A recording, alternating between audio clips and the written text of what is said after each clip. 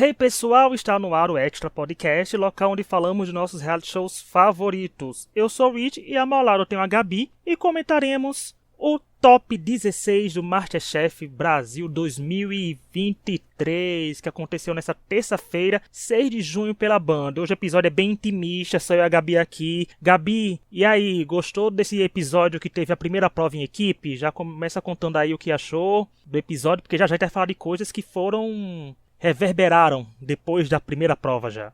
Eu gostei porque eu gosto de prova em equipe, né? Eu gosto bastante. Eu acho que, principalmente numa temporada onde a gente consegue perceber que o pessoal do cast, assim, tem algumas rixinhas, tem algumas intrigas, eu acho que a prova em equipe, ela dá uma apimentada, né? Enquanto que, ao mesmo tempo, eu achei, assim, eu não gostei muito do tema da prova, sabe? Tipo, eu sei que o programa ele precisa abarcar os patrocinadores, né? E, enfim, faz parte, mas sei lá, sabe? O molho pronto, enfim. Eu acho que já tiveram provas em equipe bem mais legais, assim. Eu acho que fazer massa em si, que é uma prova meio assim, né? Podia ser um pouco mais explorada, né? Eu fico pensando nos dois lados disso, sabe? Tipo, no primeiro assim, ok, por isso é uma prova melhor, e nos outros eu fico pensando, achei interessante, porque o MasterChef antes estava com a mania de exigir tanto dos amadores que o nível estava caindo, né? Então eu fiquei, Sim. eu fico balançado dos dois lados da moeda de ter uma prova assim no MasterChef. E como eu falei, a prova foi em equipe, a primeira prova em equipe da temporada, que foi Festival das Massas, e na primeira prova eles tiveram que cozinhar para 100 convidados entre italianos e descendentes. O Wilton, ele pôde escolher o capitão rival e escolheu o Hendrik. Já para quero começar daí com a Gabi de novo, Gabi. Ele escolheu o Hendrik. Você sentiu que a rivalidade deles estão sendo mais alimentada agora? Porque de fato foi apimentado, né? Então, eu acho que essa temporada a gente parece ter várias rixinhas assim entre duplas, né? E essa é uma delas, né? Eu particularmente acho que não faz muito sentido porque a razão pela qual ela surgiu, porque o Hendrick ele não tinha muita opção, né? Ele tinha que tomar uma decisão naquele momento, né? E enfim, acabou que a rivalidade surgiu e pra gente que tá assistindo é bom, né?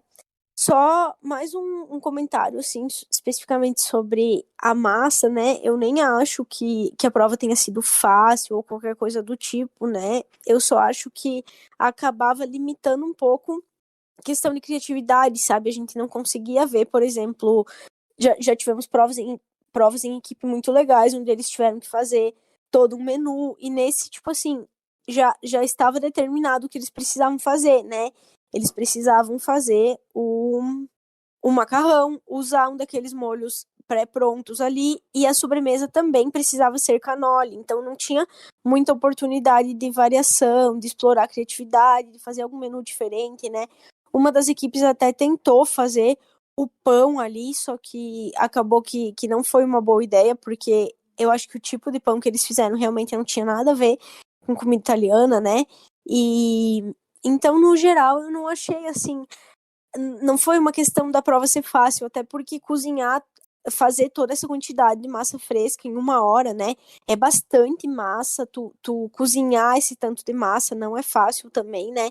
Então, eu acho que não foi nem isso, assim, foi só uma questão de não ter tanto espaço para explorar mais algumas outras coisas, sabe?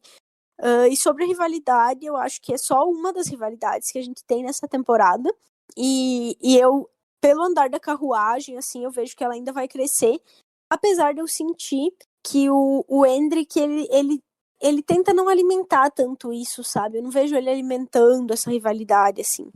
E falando como eu disse, o Hendrick e o Wilton foram os capitães dos seus times, então vamos lá, gente, só para esclarecer os times, né? Falar que a equipe azul ficou com Wilton, Ana Carolina, Ashanti, de Ellen, Emanuel, Leonardo, Mariene e Stephanie. Já a amarela ficou com Hendrick, Camila, Diego, Eduardo, Gisele, Jusileia, Luma e Seiji.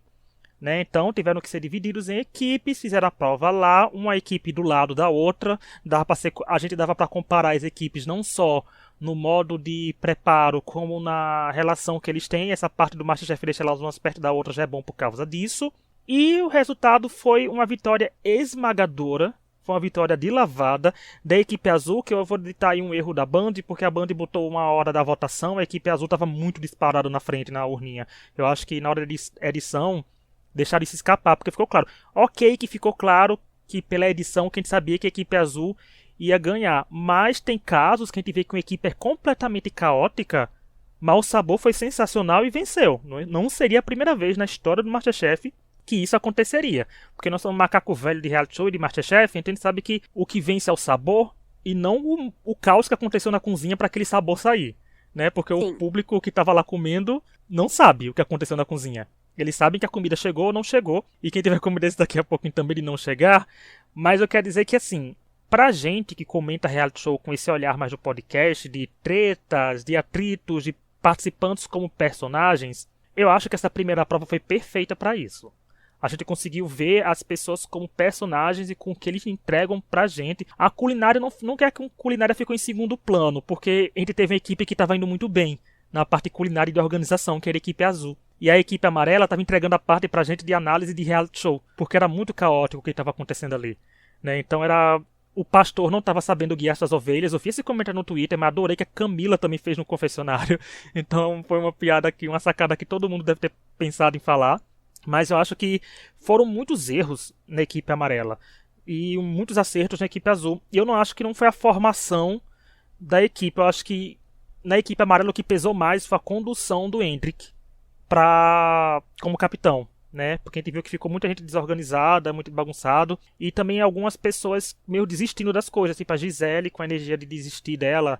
Não desistir do programa, gente. Mas ela tava meio desistindo da prova já, né? Assim, deu pra ver na reta final da prova. Mas também não culpo, é aquela que a gente criticamente não culpa, porque a gente vê que realmente o trabalho não estava sendo tão bem, a Camila chegando a derrubar coisas, então foi um festival de erros, e que isso resultou ele não entregarem 7 pratos. Assim, não 7 pratos, para 7 pessoas, que isso só com quem a Ana Paula Padrão conversou numa mesa. As pessoas não só receberam o prato principal, como não receberam a sobremesa. E para mim, isso por si só já deveria ser critério para dar a derrota de um grupo inteiro. Porque se o objetivo era servir para 100 convidados, se só 99, por exemplo, foram servidos, você não cumpriu a principal parte da prova, que é servir os 100 pratos, servir para os 100 convidados. Sabe? Então, para mim, já começou errando aí, a equipe amarela, e depois foi um festival de erro, mas de condução muito ruim pro Hendrik, que é uma das minhas torcidas, mas infelizmente eu tenho que reconhecer que não foi o dia dele, mas eu acho que essa primeira prova teve isso de análise de participantes e teve também o que ditou o rumo do episódio, porque o episódio depois foi todo sobre isso, porque a gente sabe que metade do episódio é a primeira prova e a outra metade é a prova eliminatória, então ditou muito. Tem muitas vezes que isso não acontece no MasterChef, da primeira prova ditar o decorrer de todo o resto do episódio, mas nesse não, nesse em específico foi uma coisa bem reação em cadeia, né? Tudo que você faz voltava pra você, ou você foi derrubando um dominozinho, o dominozinho foi derrubando outros, então foi tudo muito reality show de analisar essa gastronomia. Uma equipe cozinhando bem, a outra cozinhando com caos e resultando no que resultou. Gabi, você fala desse resultado, dos pratos que faltaram ser servidos, o que você analisou assim de desempenho de equipe por equipe também? Então, eu gosto bastante do Hendrik também, mas eu concordo muito contigo, que eu acho que o que ficou faltando ali, não acho que tenha sido a escolha do time, não acho que tenha sido... Tinham bons cozinheiros ali, eu acho que o que pesou realmente foi a condução, o Hendrik não soube ser um bom líder, e assim, é difícil mesmo, gente, né, liderar não é fácil.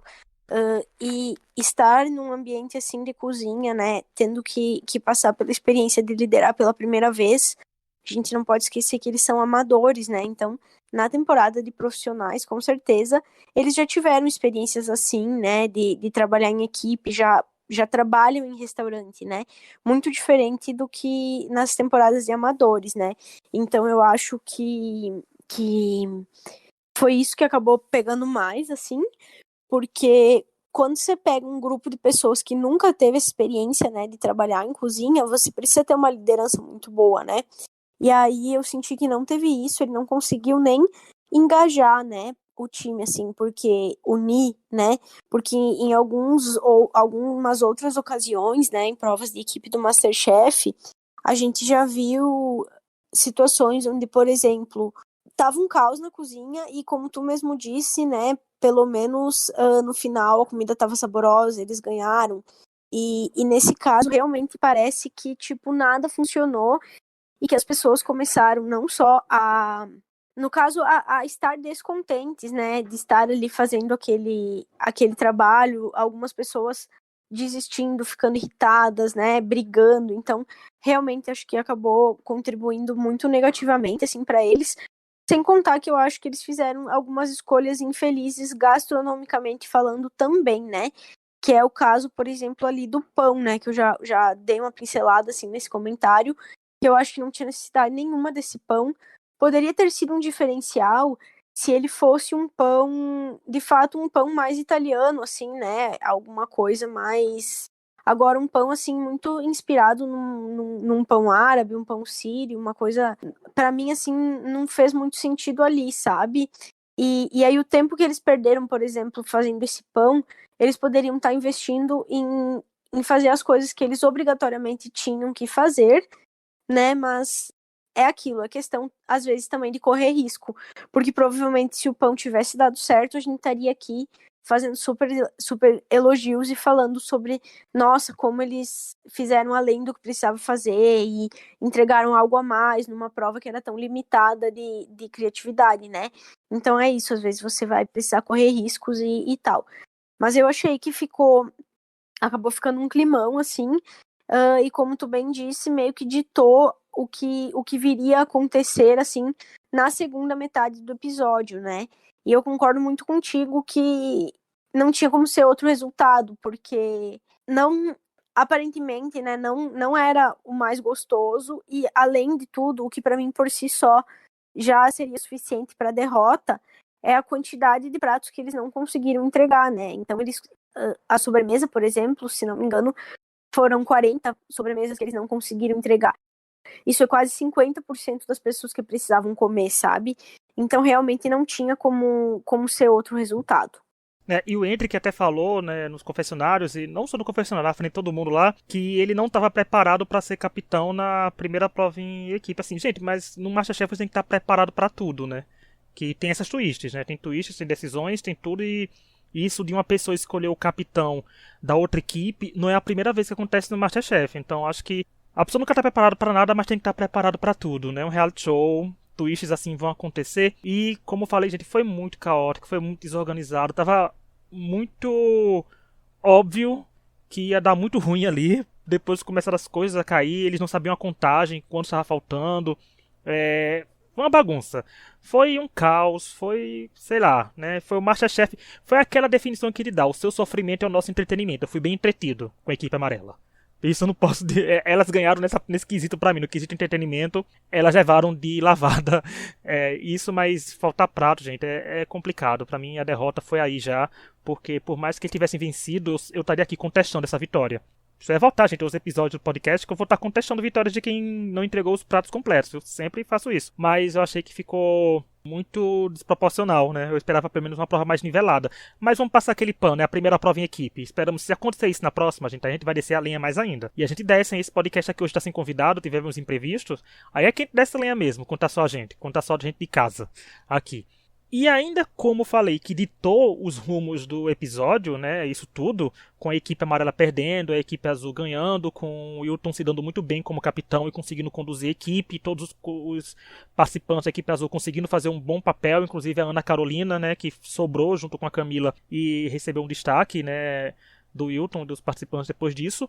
Tivemos que a parte que o Hendrick teve que tomar uma decisão de salvar 3 pessoas, né, da prova eliminatória, que ele escolheu salvar o Diego, a Luma e o Seiji, contrariando algumas pessoas, incluindo a Jusileia, que estava na equipe dele, mas que tinha acabado de dar um confessionário que era bem próximo dele. E eu quero mais uma vez parabenizar o mundo do reality show, porque, gente, a frase dela falando que acha que vai ser salva porque é próxima a ele não salvando, são coisas que só um timing de quem edita reality show pode nos proporcionar. e isso a gente sabia que ia acontecer, então, muito bem bolado, porque isso causa narrativamente um impacto muito grande na gente, né? A gente fica com um misto de pena da Jusileia, por ela achar que seria salva, e fica com um mix de dizer assim, ah não, mas o Hendrik tinha que tomar decisões. E ele até agora foi a pessoa que tomou decisões mais comprometedoras nos episódios, porque no top 18 ele teve que salvar pessoas da prova de eliminação, que foi o que resultou, né, no Wilton escolhendo ele como capitão agora. Mas e aí, Gabi, o que você achou dessas decisões? Você acha que ele deveria ter salvo outras pessoas? Ele deveria ter se salvado? E aí? Essas decisões são muito complicadas, né? De fato, quando apareceu a Jussi falando aquilo, eu tinha certeza que não ia salvar ela, né? Eu até virei pro lado e comentei com a minha mãe e falei assim, ele não vai salvar ela, porque tava muito na cara o truque ali da edição, né? E sinceramente, eu não sabia muito bem o que esperar, e eu acho que, assim, eu não esperava que ele fosse se salvar, tá? Eu, particularmente, não condeno quem se salva. Eu acho que ok, ele assumir a responsabilidade e ficar ali, porque, de fato, né, como a gente já falou bastante aqui, acho que ele foi o maior responsável por isso. Mas, ao mesmo tempo, também a gente sabe que é um jogo e que a pessoa tem um prêmio em dinheiro envolvido, tem uma série de coisas. E eu não julgo a pessoa que resolve se salvar numa situação dessas, né? Porém, eu não esperava que o Hendrik fosse fazer isso. De fato, eu imaginei que ele iria mandar salvar 3 colegas, né? Pelo pouco que a gente pôde ver da personalidade dele. Mas, ao mesmo tempo, também acaba sendo uma decisão complicada, porque a partir do momento em que tu salva essas 3 pessoas, acaba ficando muito mais difícil para quem tá ali embaixo se salvar.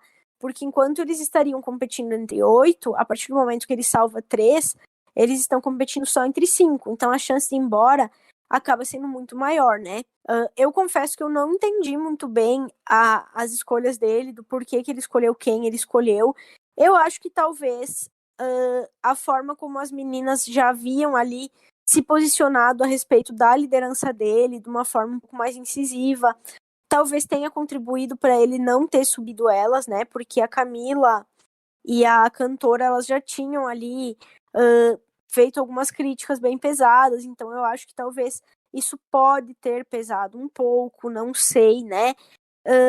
Mas enfim, eu acho que o que eu esperava de fato era que ele fosse salvar 3 colegas, mas não sabia muito bem quem, e também não ficou muito claro para mim o porquê de algumas escolhas, né? Mas é isso, eu acho que, assim, é claro que quando esse tipo de coisa acontece, as pessoas ficam chateadas e elas estão no direito delas de ficar chateadas. E é claro que existe um estresse, existe todo um emocional envolvido naquela situação ali de pressão e tudo mais. Mas, ao mesmo tempo, eu entendo que depois que passa aquela adrenalina ali do momento, né? A menos que as pessoas sejam muito próximas, muito amigas, eu acho que as pessoas deveriam conseguir compreender e entender, porque a pessoa é forçada a fazer uma escolha, ela não tem opção, sabe? Então, e no começo, eles não têm tantas ligações assim ainda, sabe? Então, às vezes eu entendo que as pessoas overreact um pouco, assim, sabe? Tipo, superestimam a irritação delas com o outro por não ter sido salva, sabe? Sei lá, eu não sei. Também, como eu falei, eu não julgo porque as pessoas estão imersas ali numa pressão, numa emoção e tudo mais, mas ao mesmo tempo, a pessoa não tem, ela precisa tomar alguma decisão ali, sabe? São regras do jogo. Não culpem, como é o ditado popular versão um pouco alterado, não culpe o jogador, culpe o jogo. O jogo deu as cartas e o jogador tem que jogar conforme as cartas que tem. Tanto que eu vi alguém no confessionário, não tô lembrando quem, falando assim, eu acho que ele não deve se salvar porque a culpa foi dele. Digo, gente, se eu sou capitão e eu tenho o poder de me salvar, desculpa, eu vou me salvar. Quantas vezes for preciso, eu vou me salvar. Porque é uma regra do programa, eu tenho esse poder, então eu vou subir ao mezanino. Porque é uma prova em equipe. Existem várias circunstâncias. Às vezes, uma péssima liderança do capitão, às vezes, não pode ter interferido tanto no sabor e em outras coisas. Porque, como eu falei, se o sabor tivesse muito bom, os pratos que faltaram não teria feito diferença. Né? Teria sido uma coisa, eles venceriam. Mas foi um festival de erros. Mas se tem a opção de se salvar, é melhor se salvar. Porque entre ficar com atrito de saber quem não vou salvar, quem vou salvar, e criar atrito, porque sempre vai ter alguém que vai sair chateado, eu me salvava. e dizia, quer me eliminar? Não me salva quando tiver a oportunidade de salvar, sabe? Então pra mim seria nessa vibe, porque é isso, é você por você no MasterChef. Não vamos deixar aquele negócio de, se fosse eu salvar. Não, gente, não, é reality show. As pessoas têm que perceber, principalmente participantes, também tem que perceber que só um vai vencer. E se você pode se salvar de uma eliminação com só 5 pessoas, é claro que você tem que se salvar, né? Mas pensamentos e pensamentos, né? Como o Renato teve aqui falando, as decisões são muito na cabeça na hora, a pessoa só consegue pensar depois. Mas faltou isso, mas e o público é muito... E partindo para a parte do público, o público é muito volátil, porque o público depende muito de quem está sendo salvo e quem não está sendo salvo. Se salva pessoas que o público gosta, é ok. Se não salva, é o fim do mundo. Então, a decisão também não é uma coisa que dá pra prever que o MasterChef é gravado antes de ir ao ar. Né? Não é como se esse episódio fosse ao vivo ou esse episódio tivesse sido gravado depois da estreia ter sido exibida e etc. Não, tá bem adiantado, porque se não me engano, na chamada da temporada, Ana Paula Padrão se refere à prova do top 7. Então, eu creio que pelo menos até a reta final tá completamente gravado. Antes Sim. de continuar, eu só quero lembrar que estamos nas principais plataformas de áudio, como Spotify, Apple Podcast, Google Podcast, Deezer, Amazon Music, entre outras, toda quinta falando do MasterChef Brasil e durante alguns dias da semana, dependendo da semana ou dependendo do que acontecer no mundo dos reality shows, a gente solta um episódio. Como, por exemplo, no sábado nós soltamos um episódio sobre Todas as Flores. Eu e a Ana Lu estivemos aqui comentando o que achamos de Todas as Flores. No domingo passado, que no caso assim, no domingo soltamos um episódio sobre Caravana das Drags. Então, fiquem atentos que sempre sai, mas certeza que quintas a gente vai falar de MasterChef. Então nos avaliem com 5 estrelas, indiquem os podcasts para amigos que curtam o tema. Nesse caso, indiquem para amigos que curtam MasterChef, que vocês vão aqui vão ouvir uma análise da comida e dos participantes, assim como de todos os outros reality shows que a gente comenta. Agora vamos falar de prova eliminatória, que eu acho que a pronúncia é Kebab. É, Gabi, essa pronúncia? Eu não sei pronunciar. Eu tô que nem o Eduardo, não sei a pronúncia. E olha que eu assisti o episódio e voltei. Kebab. Então, que seja, eu só vou acertar a pronúncia e ver como a chefe manda esse prato pra mim. Tá pronto? Vai ser assim agora. Mas depois do Hendrik salvar 3 pessoas, a prova foi composta por Camila, Eduardo, Hendrik, Gisele e Jusileia, que tiveram 1 hora para preparar esse prato que é típico do Oriente Médio. Gabi, essa é uma prova boa de eliminação, né? Porque foi uma destoada. Você saiu da massa da Itália para ir para o Oriente Médio fazer um prato típico de lá, e também com 1 hora. Sim. Eu gostei da prova, eu gosto bastante da culinária árabe. É uma culinária assim, que eu gosto, eles têm bastante coisa vegetariana, vegana também, então é uma gastronomia assim, que eu curto bastante. E eu acho que foi uma prova boa ali para testar também vários tipos de preparação deles e de técnica e criatividade também, porque tinha técnica envolvida ali em eles conseguirem, por exemplo, fazer a kafta direitinho, né? Conseguirem assar legal ali a kafta, eles conseguirem fazer o pão, né? Então é um negócio ali que precisa de um aspecto técnico, e ao mesmo tempo eles podiam exercitar ali a criatividade e o ponto de saber combinar bem os sabores, saber harmonizar. Como, por exemplo, né, o Eduardo teve aquela ideia estapafúrdia de colocar morango, sabe? Que não tem nada a ver. Então, eu acho que era uma prova ali que acabava testando várias habilidades deles, sejam técnicas ou não tão técnicas, né? Mais, assim, de feeling, né? De cozinheiro. Então, eu achei uma prova bem legal, assim, e eu acho que, no geral, eles mandaram bem, assim, na execução, né? Até os próprios jurados falaram que todo mundo entregou uma coisa legal, que não tinha ninguém que ficou, tipo, muito abaixo, que tenha ficado devendo muito, assim. Então, eu achei que foi uma prova legal, sabe? Eu curti. O povo tá achando que morango é cuscuz, que combina com tudo, né? E porque lembra no passado que teve morango no peixe, né? Aquela famosa calda de morango no peixe. Então, assim, o povo vai com calma dos morangos aí, gente. Morango é gostoso, mas tem que saber na hora que vai usar. E eu concordo, foi uma prova legal. E essa prova foi engraçada porque, como a gente falou na prova em equipe, que tem casos que a equipe é caótica e vence, nessa aconteceu disso de o caos tá acontecendo com quase todo mundo e todo mundo ser elogiado depois, né? Porque, por exemplo, a Jusileia, que venceu a prova, já partindo para a parte do resultado, eu tava completamente com a sensação que era o fim da linha para ela, né? Porque ela tava muito caótica, eu sei que tem essas reviravoltas, mas ela tava desesperada, então assim, foi bem legal ver essa volta por cima de forma rápida que ela já teve, né? E foi engraçado, assim, engraçado no sentido de narrativa, porque como ela falou que esperava ser salva e não foi salva, tá aí, venceu a prova, né? Mas eu acho que teve assim também o Hendrick que também tava com muita cara que podia sair porque tava sentiu o impacto, né? Até a Helena Rizzo falou isso na hora de falar do prato dele, que sentiu que faltou um pouco mais de vida no prato para estar mais xoxinho, capenga, anêmico, né, manco. Tava isso o Sim. prato dele. E o prato foi um prato elogiado. Então a Gisele também, que tava com sangue nos olhos. Não, a Gisele tava completamente revoltada. E um parênteses que eu quero fazer é por ter pouca gente nas provas de eliminações é muito bom, porque a gente consegue aí observar um pouquinho de cada um. E talvez essa revolta da Gisele não tivesse passado se tivesse, por exemplo, 12 pessoas na prova de eliminação. Sim. Porque ela estava muito revoltada. Tanto que algumas pessoas começaram a torcer mais pra ela por causa dessa revolta. E eu pensei, se ela, eu até tuitei na hora pra ela assim, se ela não controlar essa revolta, ela vai ser eliminada. Porque, né, vai perder um ponto, sei lá, botar sal onde é açúcar e errar alguma coisa muito maior. E tava tudo legal. E a Camila tava oscilando. A Camila ainda oscila entre a gente não sabe muito bem o que esperar da Camila, além da Ashanti falando que não vai muito com a cara dela, né? Que a gente sabe que é outra Sim. rivalidade que tá aí.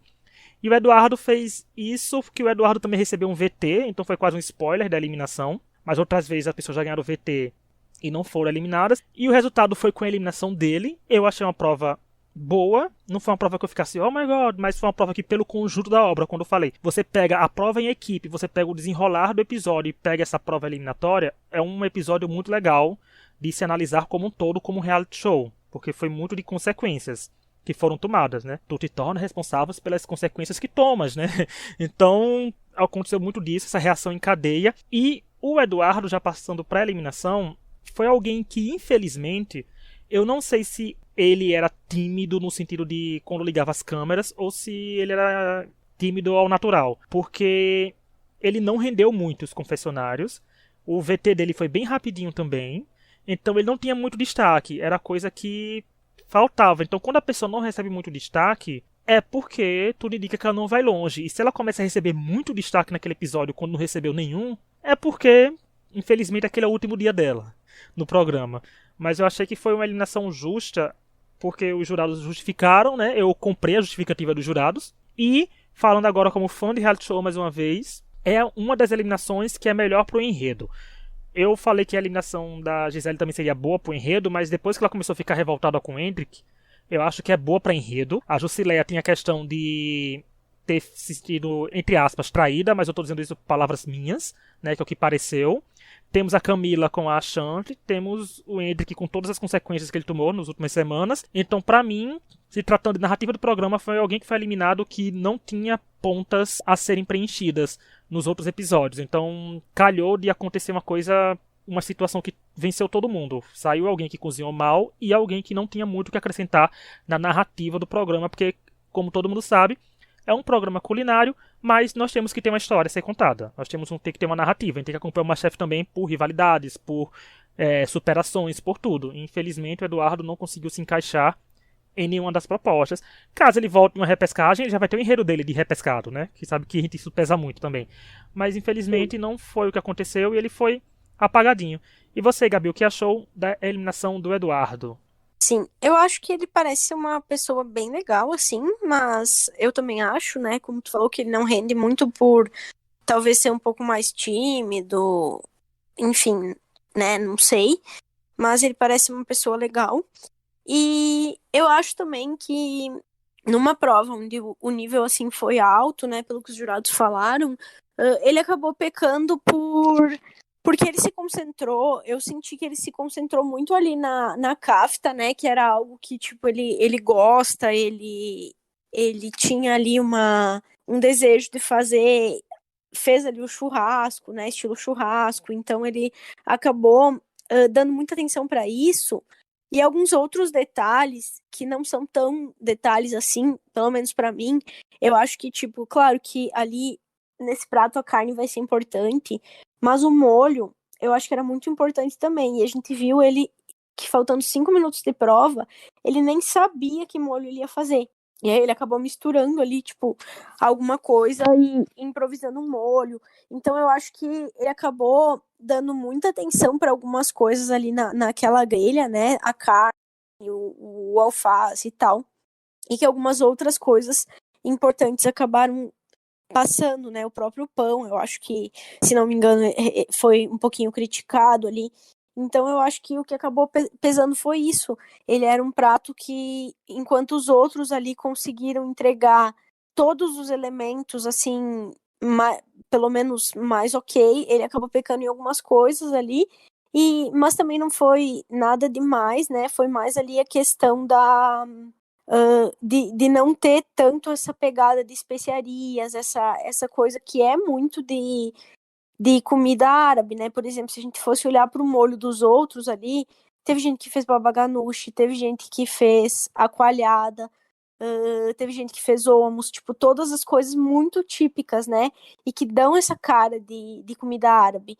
E ele, igual eu falei, eu nem me lembro, assim, o que ele fez, mas eu acho que ele misturou, tipo, limão com azeite, alguma coisa assim. Eu só me lembro que o episódio deixou bem claro que faltando, tipo, sei lá, 5 minutos, ele nem sabia ainda que molho ele ia fazer, sabe?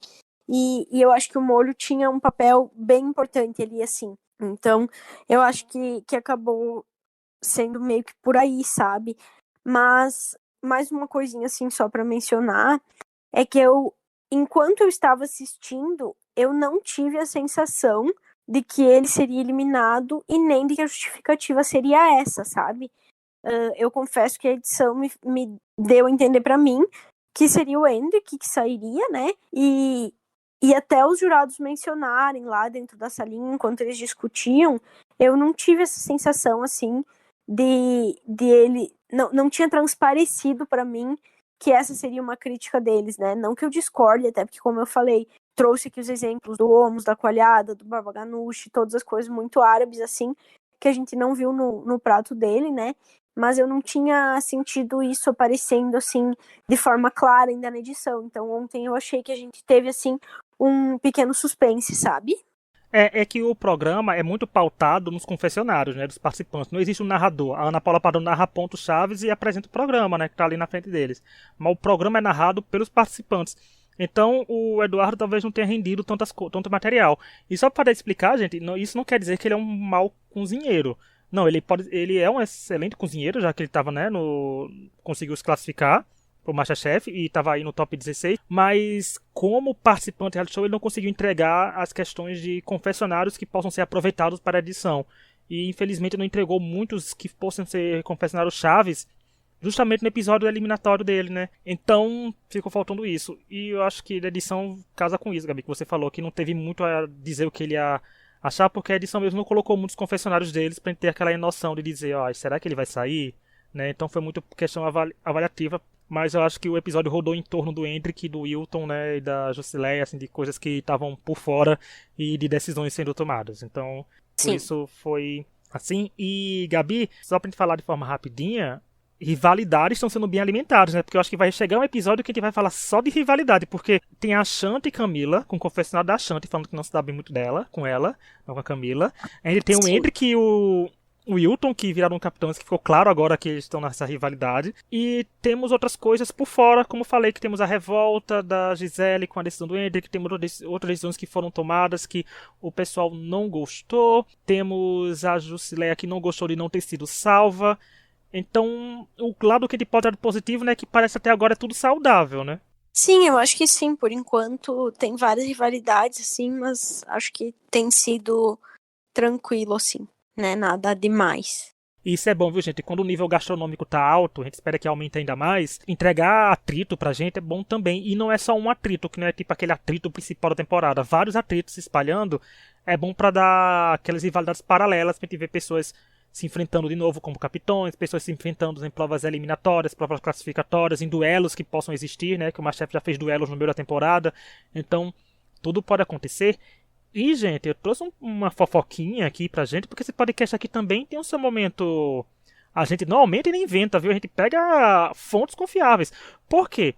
O Eduardo fez um stories pros seus bacons, adoro o nome do fandom, e falou que ele realmente anda com um livro debaixo do braço, que tem bom conhecimento técnico e que realmente, se alguém precisa de ajuda, estando meio perdido para filetar um peixe, por exemplo, que às vezes a pessoa não sabe nem o peixe que escolher, então é bom ajudar. ter o conhecimento técnico e saber um pouco sobre livro, e independente disso, ele compartilha o que sabe, sem ter que humilhar ninguém, e acha que é um bom caminho a ser seguido. Gabi, isso aqui é uma indireta muito específica, né? Assim, ele foi muito direcionado para algumas pessoas, porque estava na caixa de resposta dele. Então, assim, gente, se você está ouvindo esse podcast de madrugada, porque sai de madrugada ou sai durante a quinta, talvez esteja lá ainda, mas isso aqui foi fonte tirada do stories do Eduardo. Então, aqui a fonte é segura. A gente não pode botar como no link porque o stories inspira. Mas e aí, Gabi? É específico demais. E de treta a gente gosta. Então, e aí que eu fico pensando, né, que a gente acabou de falar que tá tudo no saudável, mas quando sai, assim, pra fora do programa, eu já acho que... Enfim, eu torço pra que eles tenham rivalidades ali no programa e que fora do programa eles sejam amigos, né, mas nem sempre vai ser possível também, porque as pessoas às vezes não vão ter afinidades e a gente não sabe o que se passa dentro do programa, né. Mas sim, então, pelo visto, tem aí algumas picuinhas rolando também nos bastidores e não só na frente das telas, né? E o que eu gostei foi o sem ter que humilhar ninguém. Então tá rolando humilhação. Se não tem que humilhar, é porque alguém humilhou. E nossa DM está aberta para fofocas. A gente não compartilha nada do que a gente sabe, fica... A Endemol, a gente pede só autorização para os participantes virem para cá, né? Beijo, Endemol. Um beijo, Endemol. Beijos, Marina. Vou estar na DM. Vou estar falando com e-mail por ela nesses dias para pedir mais participantes para virem para cá. Mas... A gente só pede autorização e avental e um convite para final. Se quiserem mandar, a gente vai agradecer. A gente merece depois de tantos anos. Inclusive, vou deixar essa parte aqui, Gabi, essa crítica que a gente falou, que inclusive vou deixar aqui que participantes do Masterchef que escutam a gente, que gostam, até se não gostar da gente, porque ninguém pode agradar todo mundo. Embora nós sejamos maravilhosos, peçam pra darem um aventalzinho pra gente aqui. É isso que eu quero dizer. Mas, vamos aí pra destaque do episódio.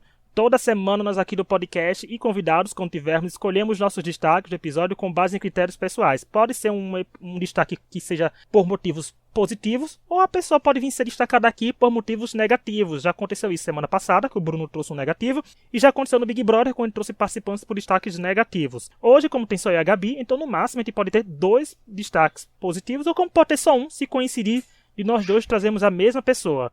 Gabi, quem é seu destaque e por quê? O meu destaque hoje vai ser por um motivo bem pessoal, assim, e vai ser a Gisele. Eu achei que a edição dela teve uma virada bem bacana nesse último episódio, assim. Eu já falei outras vezes aqui nesse podcast, em alguns momentos eu achava ela um pouco demais, assim, sabe? E ontem, realmente, assim, eu peguei a indignação dela, assim, e eu fiquei torcendo para que ela conseguisse entregar um prato bom, que ela subisse, sabe? Tipo... A forma como a narrativa dela no episódio de ontem foi contada me convenceu, assim, e me fez, tipo, ter ali uma torcida por ela ali naquela situação específica, sabe? Então eu achei que teve uma virada legal, assim, na narrativa dela, e eu achei que ela também teve bastante destaque e bastante airtime, sabe? Eu achei que ela foi, assim, movida pelo ódio, né? Conseguiu entregar ali um prato árabe legal. E por isso que o meu destaque, assim, é ela. Gostei da escolha, Gabi. Não era minha escolha, então vamos ter 2 destaques. O meu destaque vai ser a pessoa que vai aparecer aqui pela segunda vez, né? Porque vai ser o Hendrik, de novo, aparecendo, porque foi como eu falei, o episódio se tornou sobre decisões dele. Do momento que ele montou a equipe, concordo com a Gabi, que eu não culpo a equipe, as equipes foram bem formadas, eu culpo a condução do episódio. Então ele também se destacou por não ser um bom capitão, e ele teve que tomar decisões, e narrativamente falando pra temporada, ficou muito engraçado que ficou com 2 possibilidades do episódio. Ou ele sairia devido aos erros do começo do episódio ao fim dele, né? Tipo, tomou tanta decisão errada que foi eliminado com base nisso. Ou ele ficaria para ter que enfrentar as consequências das decisões que tomou ao decorrer da temporada até agora, né? De quem ele deixou de salvar no top 18 com quem ele salvou no top 16. Então o que aconteceu para ele foi que ele vai colher aquilo que ele plantou, seja frutos bons ou frutos ruins, porque os frutos bons porque ele salvou pessoas que podem salvar eles também, né? E os frutos ruins porque ele não salvou pessoas que podem não salvá-lo. Então acho que ele é um destaque disso porque rodou em torno dele as coisas do episódio justamente porque foi um episódio de decisões. Então, Hendrik e Gisele, vocês vão ganhar uma fotinha aqui no nosso Instagram, no nosso Twitter, na sexta-feira. Mas é isso. Estamos chegando ao fim do episódio. Se ficou alguma coisa para ser falada, gente, é porque a gente guarda alguns assuntos mais pra frente, porque como as rivalidades, por exemplo, ele vai desenrolar mais no decorrer, porque algumas rivalidades merecem um destaque maior. né? Merece episódios que essas rivalidades aflorem e destoem ainda mais. Mandem e-mail com sugestões de temas, se vocês quiserem, sobre reality shows ou sobre assuntos não relacionados ao reality show, porque tem um extra off, como eu falei, que a gente falou até de Todas as Flores. É extrapodcast@gmail.com. As minhas redes sociais, da Gabi e da Isa, estão na descrição do episódio, assim como as do podcast. E é isso, semana que vem, na quinta-feira, a gente se encontra para comentar o Top 15. Tá chegando lá, gente. Faltam mais uns 10 tops pra gente chegar na metade do programa. E é isso, até semana que vem e tchau! Tchau, beijo.